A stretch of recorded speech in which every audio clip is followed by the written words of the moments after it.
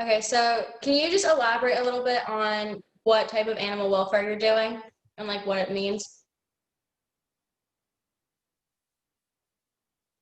Well, currently, I hate to say this, but I'm not doing a whole heck of a lot other than donating to rescues that I follow. In the past, I got involved. I used to work in student life and Okay. was trying to find a way to get my students engaged in various activities. I wasn't sure that I was going to be able to help when I had a shelter volunteer he was coming and educating our students and had pictures of the dogs, and they were talking about walking the dogs. And this was for the county kill shelter. And I told her, I said, I don't know if I'm really okay with, I don't know. I know you're asking me to volunteer, but I just don't know if I can do it. Um, she started me off by uploading photos to Pet Finder.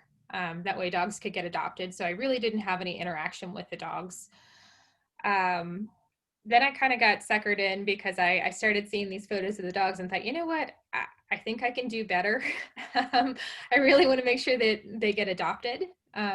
So I started going to just photograph the dogs and then ended up doing all kinds of special events with the shelter and trying to get them adopted. That connected me to other rescues in the area when I was trying to get the ones out that their time was up. So I did that for about 4 years. Um, I volunteered a little bit when I moved. That was in North Carolina. The school was located in Pinehurst in Moore County. And then I moved home to Fairmont, West Virginia, and I volunteered a little bit at the Marion County Humane Society, just kind of spending time with the dogs and doing some photographs, and ended up having a kid, and life got busy. So I try and fundraise for them when I can, but that's pretty much my involvement currently. That's actually really cool.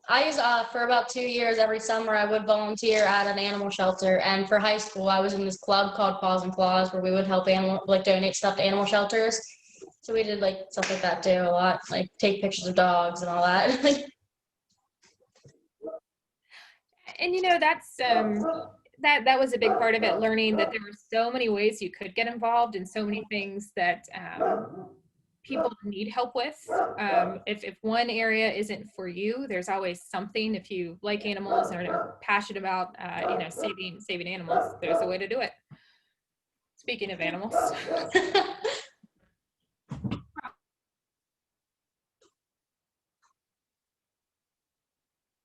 No, okay. Sorry, escapee. You're good. I have 5 dogs here, so I get it. Oh wow, 5. Okay.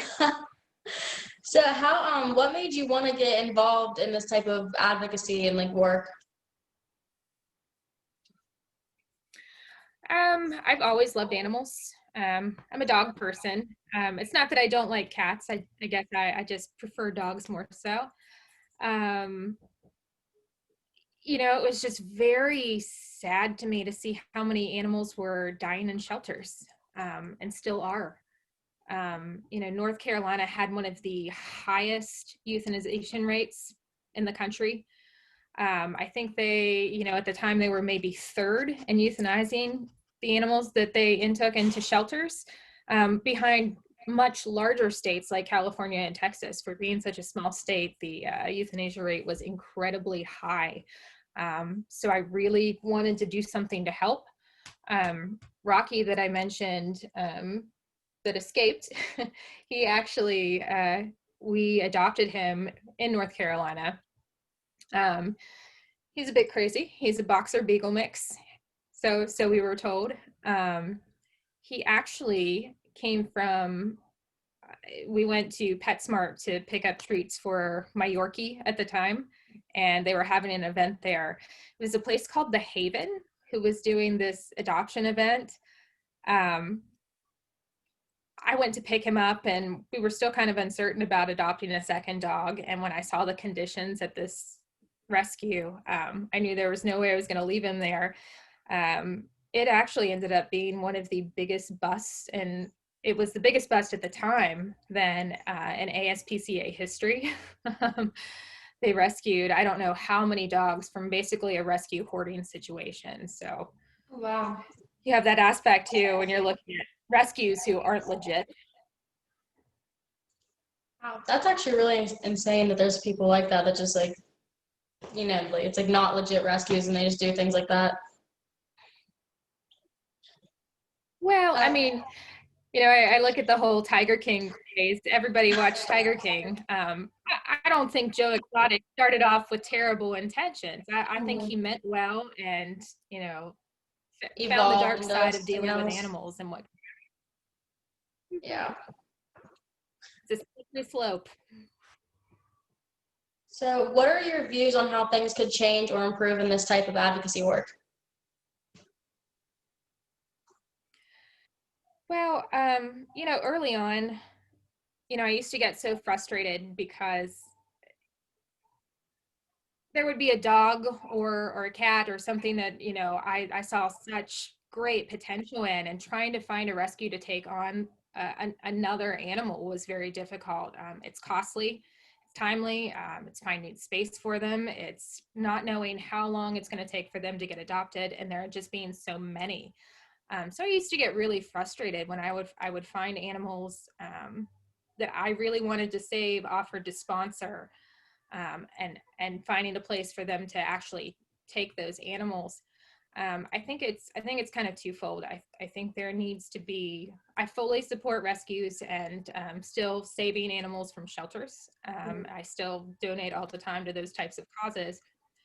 But I think we need harsher spay and neuter laws. Not to sound too much like Bob Barker, but he's right. I think those need to be enforced, and programs need to be in place. I've known several people who have ended up with, stray cats, stray dogs, with litters and litters of kittens and puppies. And when they've tried to get vouchers to help spay and neuter these animals, the waiting list is just astronomical. By then, a cat could already have 3 litters, and you end up with 21 kittens where you could have had, just the one that you were trying to deal with at the time. So, I really think something needs to be done regarding spay and neuter programs and assistance for that. One of the other things that I see, I think there need to be more resources and rescues that focus on helping people that want to keep their animals. Um, I think a lot of times we're too quick to judge as to why somebody hands over an animal. Is it because they can't afford the vet treatment? Has their dog been sick? Are they just bringing it to a vet or to a shelter to have it put down when it is medically possible to save that dog? Or is it a dog or a cat or something that's a nuisance where the owner just needs a fence and can't afford it? There were a couple rescues that I worked with that were focused on helping the people keep the animals, as opposed to saving more animals. And I think to go along with that, probably breed specific legislation and breed discrimination really ties into that piece, because you see a lot of people handing over their animals because they can't find a place to live with their pit bull, with their Doberman, with their German Shepherd, with their boxer mix that somebody thinks looks like a pit bull. It makes it really difficult for people to hang on to their animals and their livelihood. People who are renting specifically, it really hurts those types of people, and it does nothing to decrease the amount of dog bites that happen. There are a lot of studies on that have proven that. So I think those laws need to go away, and I think renters and homeowners need to be protected in that respect. Yeah, that's actually a really good point, especially about the spay and neuter laws, because it's really sad like how more and more animals we keep having and having all these other like puppies or kittens, and then they end up in kill shelters.